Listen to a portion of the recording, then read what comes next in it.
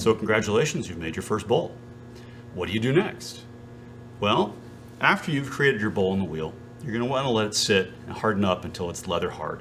It's important that you let it get to leather hard, but not to bone dry. If your piece dries out completely, it's going to be very difficult to finish and do this next step, which is the process of trimming. So when we flip this over, you'll see that the bottom is really quite rough, irregular, and not very attractive right now. So what we want to do is we want to clean that up and create a foot. What that should look like when we're done, something like that.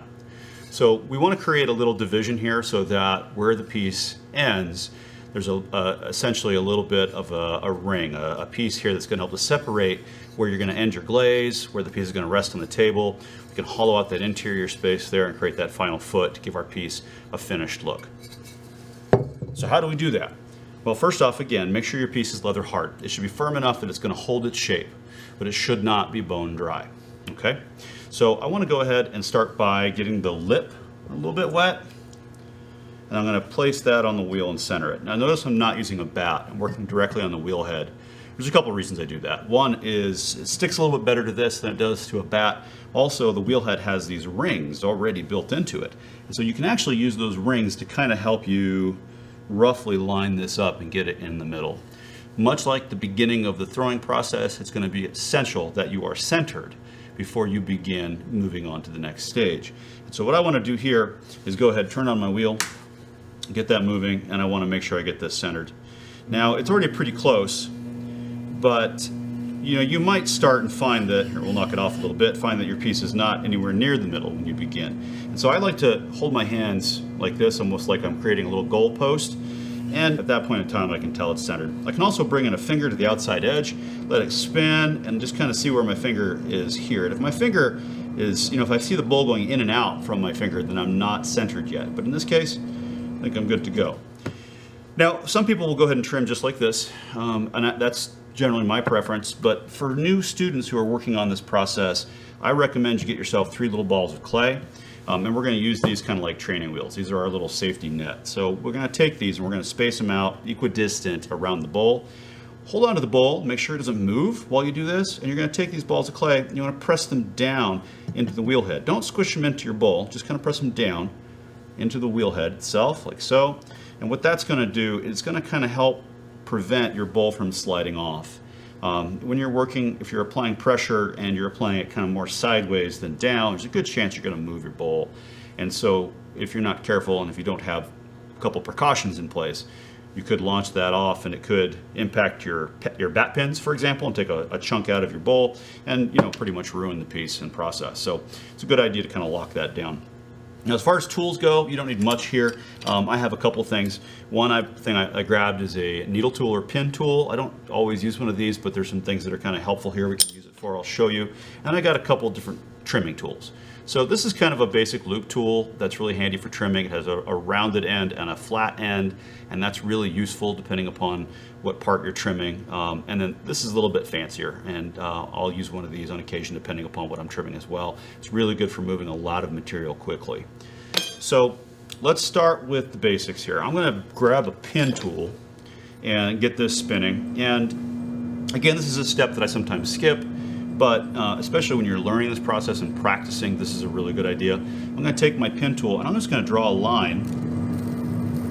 That's going to establish where I want my foot, the outside edge of my foot, to begin. And then I'm going to draw another line that's maybe 1/4 of an inch away from that one to indicate the other side of my foot. So that gives me a little bit of a guideline in terms of where I want to remove material. I'm going to go ahead and I'm going to take this trimming tool now, this loop tool. Now the rounded end tends to be a little bit more forgiving, especially if your outside edge here is uneven, then that's my recommendation, is to start with that. I like to get a finger kind of balanced on top here to help give me a little bit of stability. Brace across my other hand. My arms are braced across my legs to give me some more stability there, and I'm going to let the tool start to come in and remove material. It's really important that you hold this tool steady. If it's bouncing in and out, then your foot is not going to be even. So take the time to really even that out and hold this really, really steady and even, and try to clean up that outer edge. So keep the tool moving. Don't just hold it in one place. Kind of move it up and down as you work. That'll also give you a little more control and allow you to even out those rough spots. So I'm just kind of removing material. You can see it kind of peeling away there. Should look kind of like you're peeling a carrot as far as the thickness and density of the material coming off.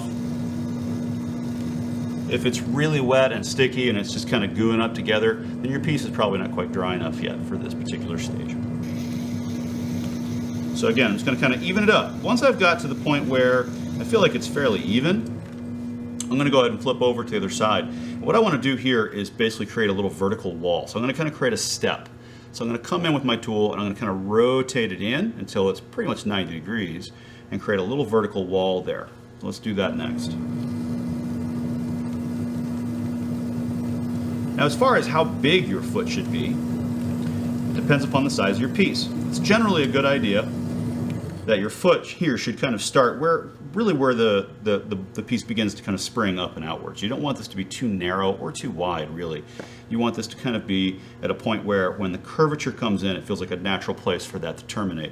The other thing is I like to have a tall enough foot that I can grab a hold of the piece by the foot ring and then glaze it using the foot ring, and that makes it a lot easier to handle.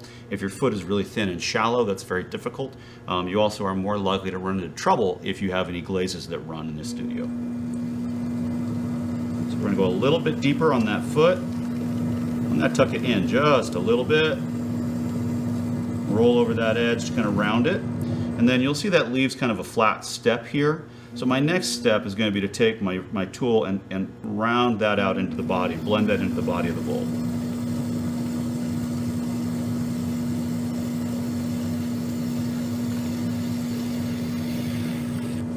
Like so. So now we'll remove the material from the inside. I'm going to start again with the rounded end of my tool. I'm going to start in the center, let it kind of bite in, and then I'm going to walk that outward.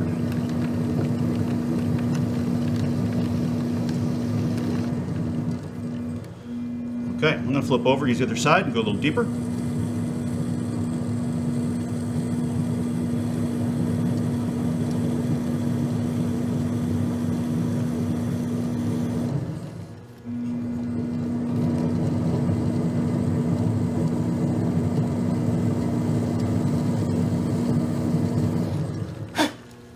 My goal here is to create what looks like a continuum. So if the ring didn't exist, that this would just be a natural continuation of the curvature of the bowl.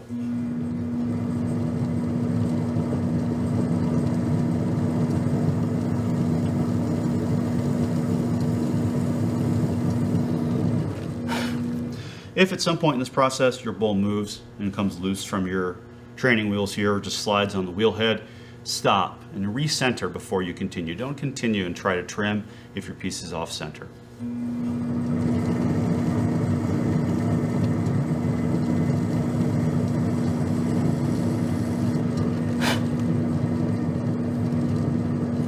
going to tighten that up just a little bit, make that foot a little narrower. Flip over to the other end here, kind of round that out.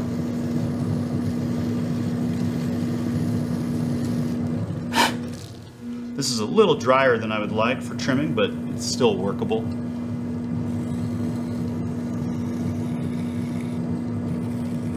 And now I'm just using my tool to kind of round over those edges. We don't want any sharp edges here. And another thing that I kind of like to do to help prevent this from scratching up surfaces or tables after the fact, I'm going to go through and just kind of clean that up a little bit, soften it up a little, and then I want to kind of burnish it down with my finger. You can also use a wooden rib, or any other kind of wooden tool is fine, but I want to polish that a little bit so it's kind of smooth, and that'll be less likely to scratch up any surfaces that it comes into contact with.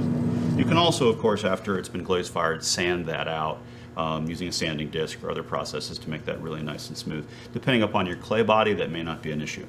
So there we go. That's the basics of trimming.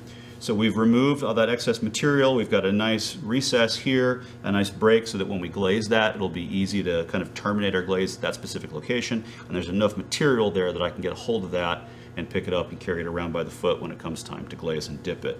Remember, of course, after you are done with the process of trimming, when you remove your piece from the wheel head, be gentle, pop that loose, just kind of give it a little push and it should come loose. And don't forget to clean up the lip. In many cases, people will forget about that, and after sticking it to the wheel head, this will get a little gunked up. So you want to kind of take a sponge and just go back and clean that up. You can also wait until it's a little drier, until it's bone dry even, and take a green scrubby pad and kind of go over that and smooth it out and clean it up as well if you choose to. So that's it. That's the basics on how to trim. Again, remember to take your time. This is one of those things that's going to take practice. You're probably not going to successfully trim your first bowl. So just be patient and keep at it, and good luck.